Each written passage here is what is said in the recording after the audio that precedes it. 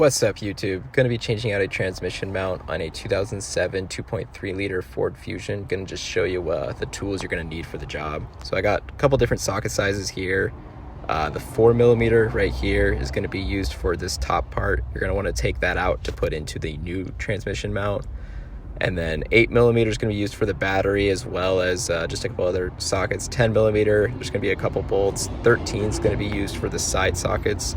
I'll show you on the transmission mount here. So these guys down here and up here are going to be 13mm. The actual piece that goes in between is going to 18mm socket, so that's going to be this guy down here.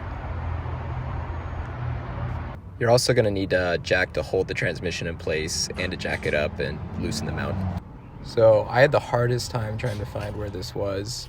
So the actual mount's going to be right here. Here's a good shot of it. So we're going to need to take off this battery tray. Here's the new mount that we're going to be putting in.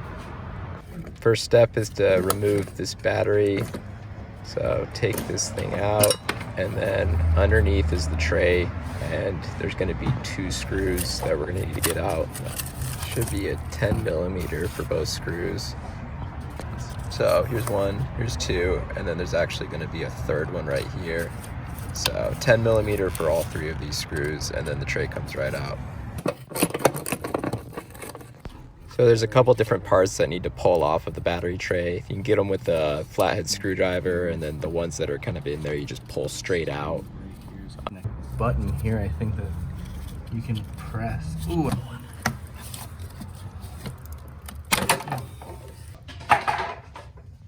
So yeah, that's a piece of wood or a book will help spread out the weight. Okay, stop. Okay. Oh, you screw into that from there.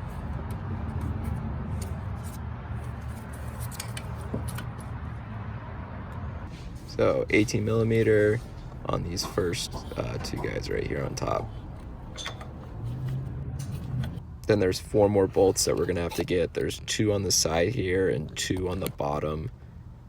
So they're gonna be kind of tricky to get to, but shouldn't be impossible. Okay.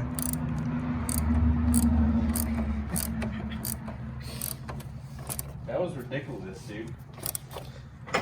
Ridiculous. I don't know how much the extenders really help, because there's a lot more like.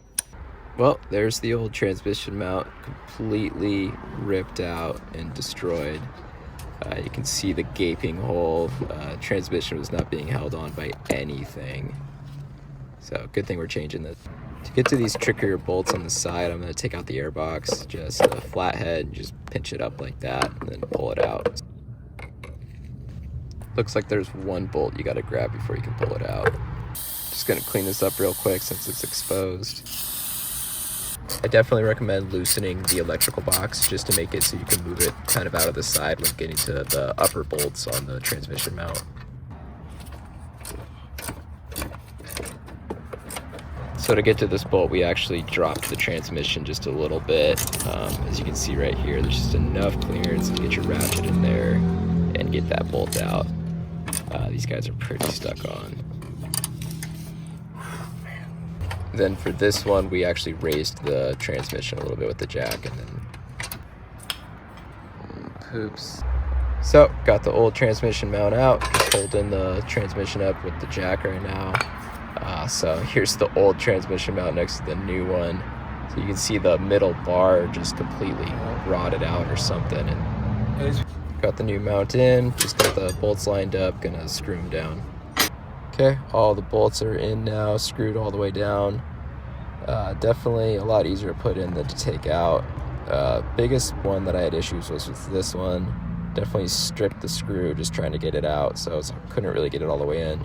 Here's the shake test. As you can see, not moving at all compared to this thing was rattling around because it wasn't even connected, so all done.